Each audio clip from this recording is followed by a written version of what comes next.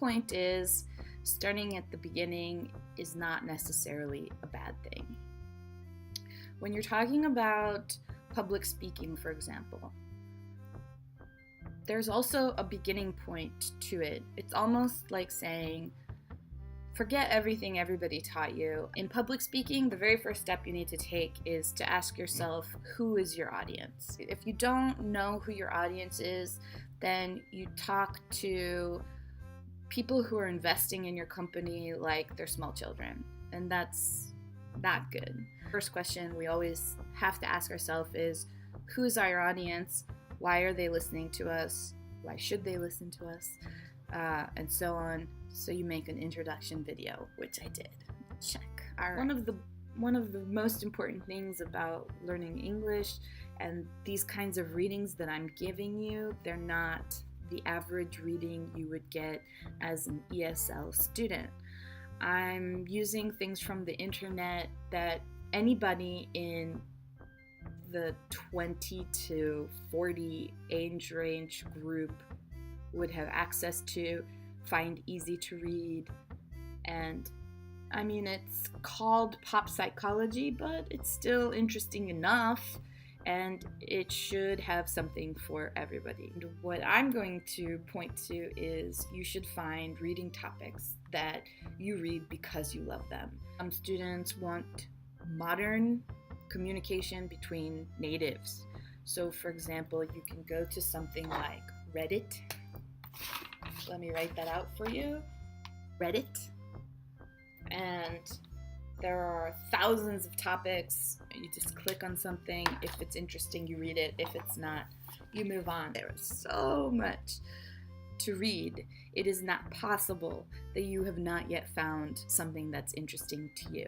And if you're interested, then you're reading. And if you're reading, you're improving your English. So do it because of love. That was the homework for the reading part. Okay? When it comes to the speaking part, everyone should be able to say things like, what's your name? What do you do? What are your hobbies? Those are easy. Be sure to be able to answer those questions. You can make a video and send it to me. My information will be linked at the bottom. Or you can try HelloTalk or language exchange with other natives, also very important and invaluable. When it comes to the grammar, I'll post the answers in another link, strengths and weaknesses. First of all, I would like you to make a similar chart on a piece of paper and write down 2 or 3 strengths, 2 or 3 weaknesses, specifically about language-related problems. So, for example, some things that I've heard over the years have been, I can't understand non-native speakers. I have problems with other non-native speakers. That's one problem. One weakness, listening comprehension in general, scared of speaking in public or just to other people, all of those things. And strengths, people have a harder time with strengths. If I was there teaching you, I could tell you, oh, you're really good at prepositions, or your grammar's really good. Whatever it is, try to write 2 things that you think you're good at in English. Once you've finished your strengths and weakness chart, post it somewhere you can see it, and try to focus your effort to improving your weaknesses. One thing I've learned is if you have goals that are small but achievable step by step, then you can really see the progress that you're making. So for example, if you wrote listening comprehension on the weakness side, then set yourself a listening comprehension goal. For example, listen to this lesson. As you're listening to this lesson, write down 3 questions about the lesson that you're not so clear about. The next day, a month from now, listen one more time to the same video. Try to answer your own questions. 3 questions for 1 video. All right, next.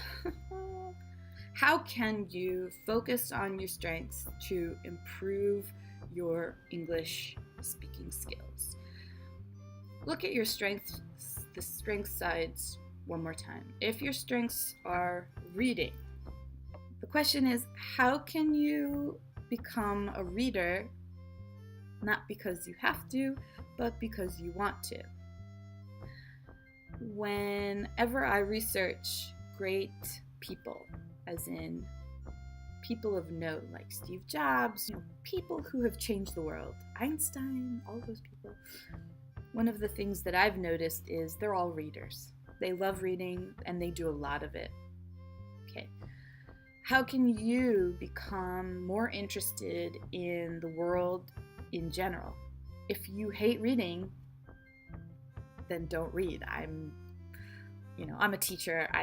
I'm always pushing for reading.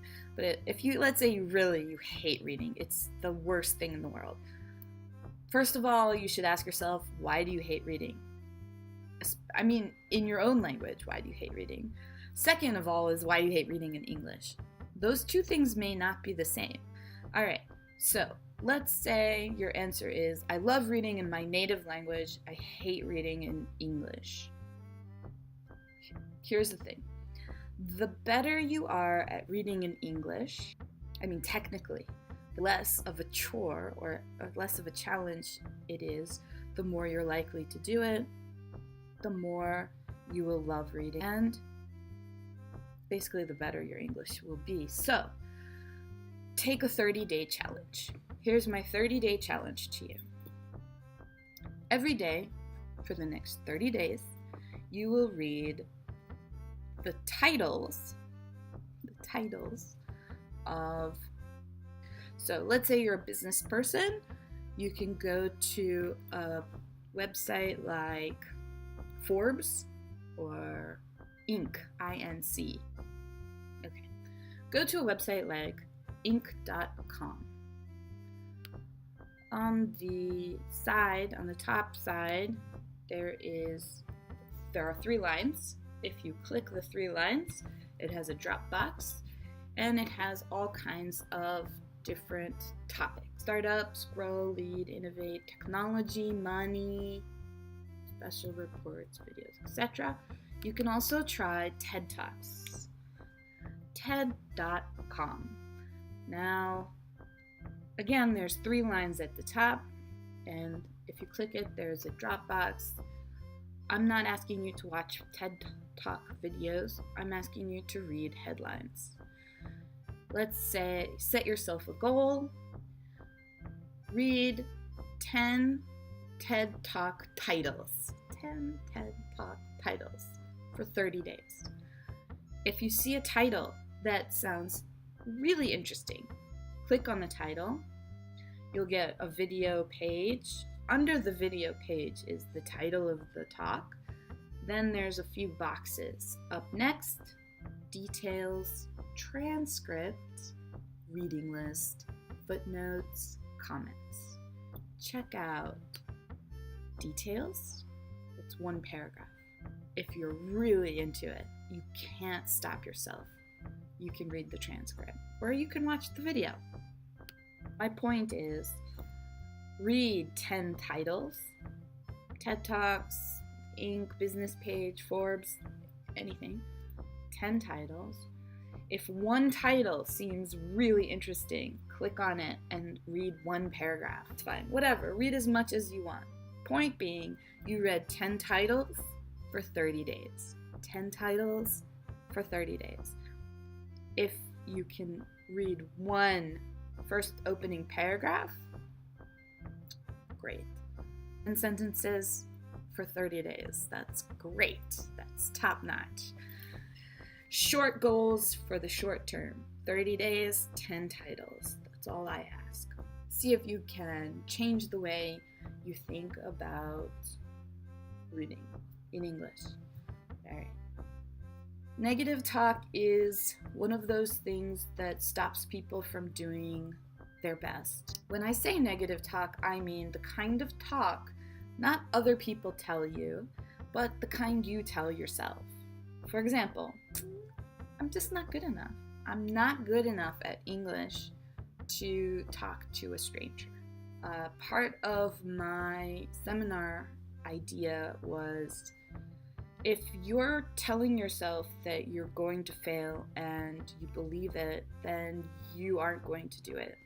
Whatever it is, it doesn't matter. You're not going to sell the product, you're not going to get the investment, and you're not going to get on stage. If possible, you will avoid it. I'm here to talk to you and to give you this lecture, this pep talk. My job is to build you up and make sure that you feel like you have all the tools you need to move past your own negative talk. Some things that are helpful are something called a mantra. A mantra is something you tell yourself, repeat to yourself whenever you are feeling like you can't do it or it's too challenging to overcome. To get you feeling great and get you to overcome your fear. Make a list for yourself. Decide what you need to start talking in English to a foreigner. Okay, so that's one. Ask yourself, do I need to do this? We're talking about studying English, we're talking about public speaking, we're talking about personal stuff. So we're talking about journaling. I know. Every teacher's like, oh, write me a journal, blah, blah, blah. When I talk about writing a journal, I'm talking about writing a journal for you. You can write it in English, you can write it in your native language, whatever you want. Journal! I'm just saying, take the negative, put it on the piece of paper. It will look a lot smaller and less intimidating. Use that paper and watch yourself grow. There's homework there's a homework link. There'll be a link to the answer sheet for previous week's homework. And today we talked about, don't worry, it can only get better from here, right? All right, until next time. Bye.